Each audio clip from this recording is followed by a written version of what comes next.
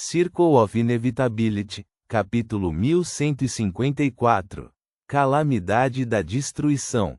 Quando Lumian levantou um dos braços do lado direito, o vazio à sua frente desmoronou completamente, encontrando seu apocalipse. Formou um vórtice de caos que continha todas as cores e possibilidades. Assim como o apocalipse era uma forma ascendente de catástrofe, o caos era uma forma ascendente do apocalipse. A catástrofe levou ao colapso de um sistema inteiro. O apocalipse aprofundou esse colapso em uma explosão total de contradições, enredando tudo em um só.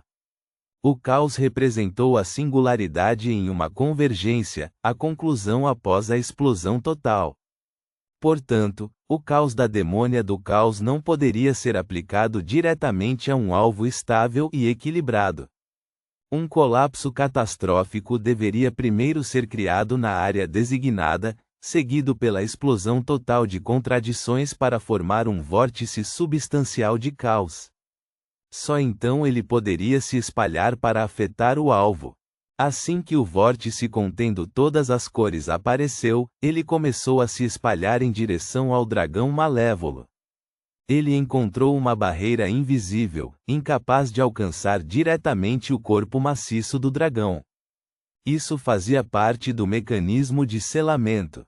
O dragão malévolo era incapaz de criar catástrofes ou lançar ataques dentro da área que ocupava ou onde as correntes negras como ferro se estendiam. Caso contrário, teria destruído as correntes de selamento por meio de dano auto-infligido há muito tempo, retornando ao mar. Afinal, enquanto uma única chama de seu ser permanecesse, ele poderia reconstruir seu corpo. Essa limitação restringiu tanto o dragão malévolo quanto Lumian. O vórtice de caos se agitava violentamente contra a barreira invisível, puxando-a e destruindo-a na tentativa de consumi-la. No entanto, o poder da barreira parecia infinito, sem dar sinais de que iria enfraquecer a curto prazo. Ao redor do poço selador de dragões, figuras de alto escalão do continente ocidental, como o Mestre Celestial e o Monge Sagrado, liberaram sucessivamente seus poderes. Camada por camada, eles desfizeram o selo, criando uma brecha na área onde Lumian estava atacando. O vórtice do caos rapidamente rompeu a barreira invisível, estendendo-se em direção ao enorme corpo do dragão malévolo.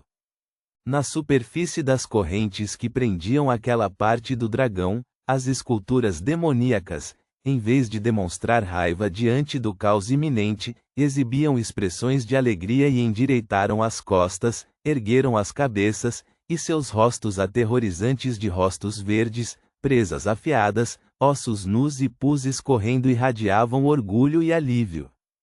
O vórtice, contendo todas as possibilidades, os varreu, dissolvendo-os rapidamente no nada.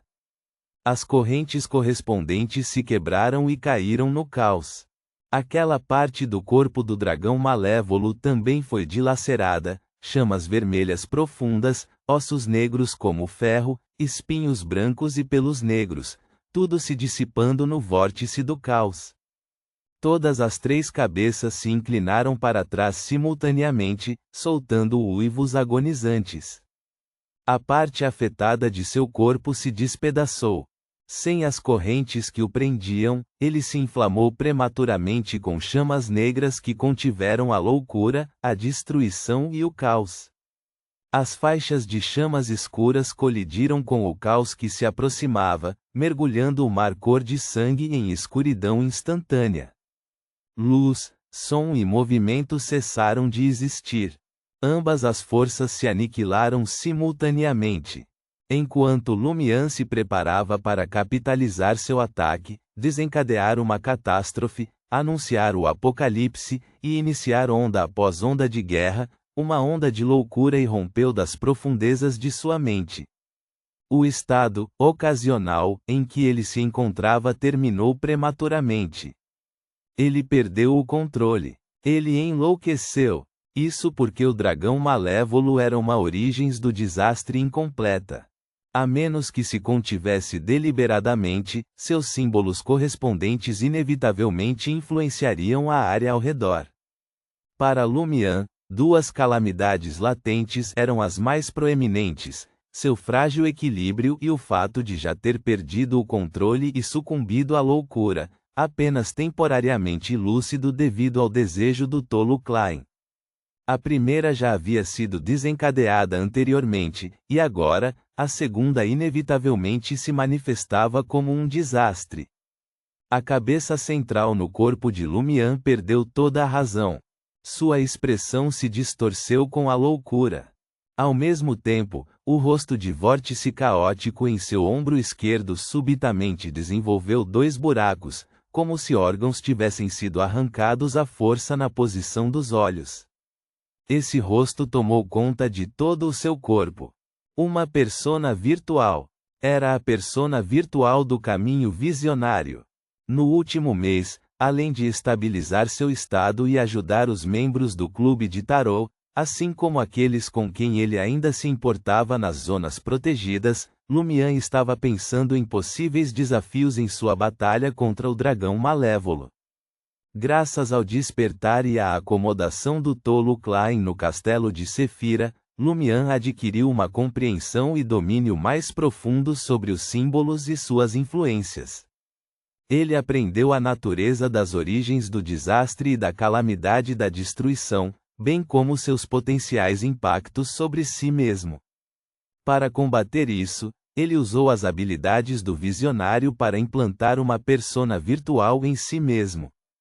Se sua consciência primária perdesse o controle e mergulhasse na loucura, essa persona temporária emergiria imediatamente, fundindo-se com a face do vórtice caótico para assumir o controle de seu corpo.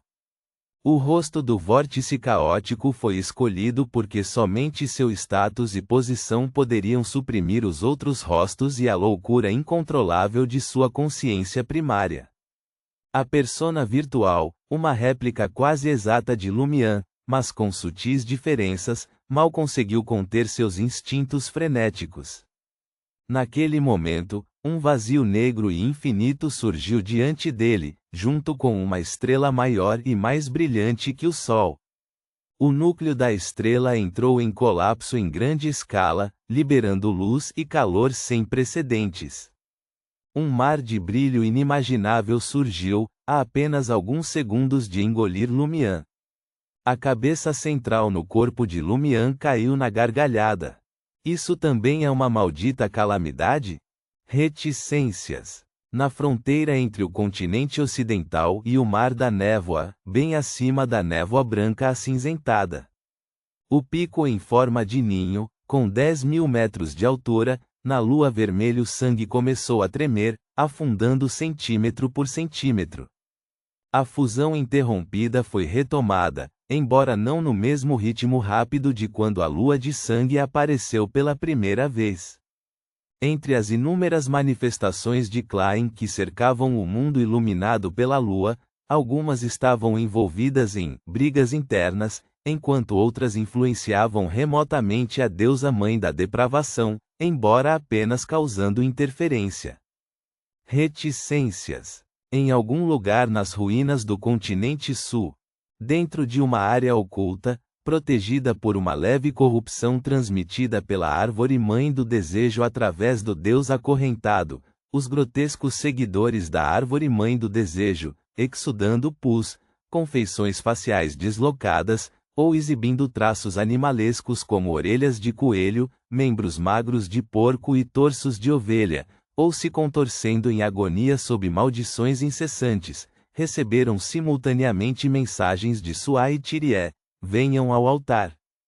A deusa mãe da depravação está prestes a ter sucesso.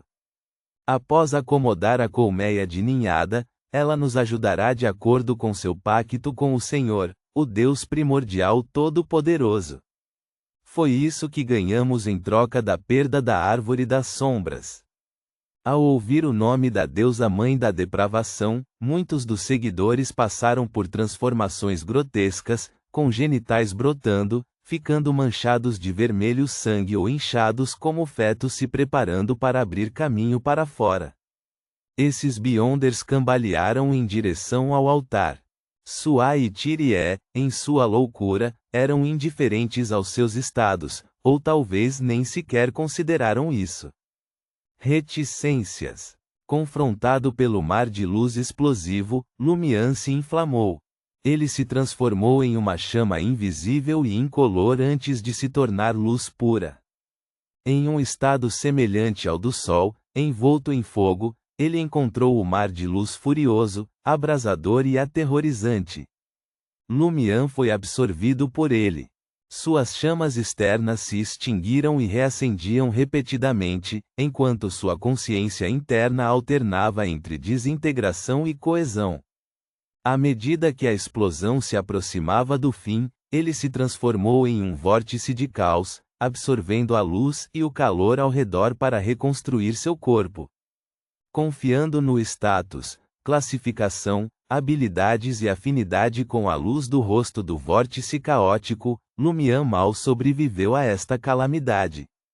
Sim, a calamidade da destruição englobou símbolos universais, e uma explosão de supernova foi, sem dúvida, uma dessas calamidades. Da mesma forma, como a calamidade da destruição representava um símbolo de nível universal, o escopo da cidade da calamidade poderia ser infinitamente pequeno ou infinitamente vasto. Imediatamente depois, Lumian se transformou em luz e, na velocidade da luz, correu em direção ao local do dragão malévolo que ele sentiu. Naquele momento, uma escuridão indescritivelmente profunda emergiu no céu estrelado adjacente. A escuridão não podia ser vista diretamente ou verdadeiramente percebida.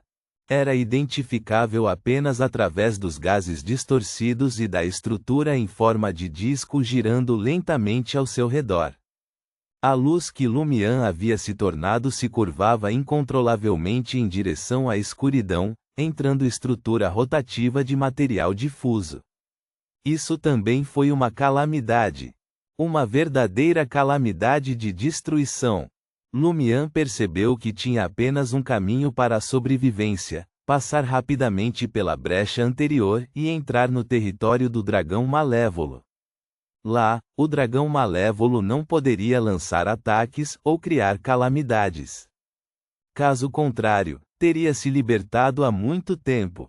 Em meio à luz difusa, Lumian retornou abruptamente à sua forma gigante e flamejante. Aglomerados de suas chamas intangíveis voaram em direção ao núcleo do disco giratório, seguidos pelos ossos negros que compunham sua estrutura. Aproveitando uma oportunidade fugaz, uma marca vívida semelhante a uma bandeira surgiu na testa da cabeça central. Ele estava invocando a capacidade de sacrifício do sacerdote vermelho, oferecendo tributo ao dragão malévolo e implorando por sua ajuda. Em um estado normal, o dragão malévolo teria ignorado seu inimigo.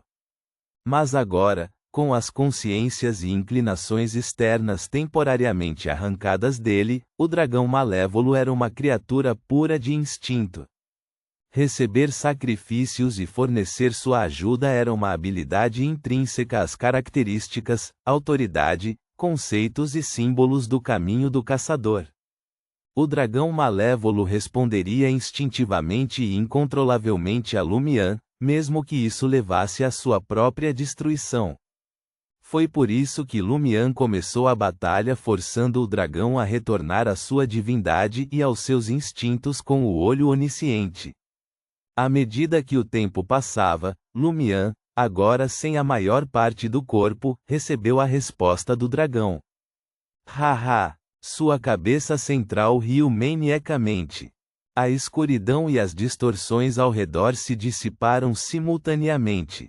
O indivíduo por quem ele veio foi o mesmo motivo pelo qual ele desapareceu. Antes que o dragão malévolo pudesse reagir, Lumian ativou uma marca de contrato em seu corpo. Ponto.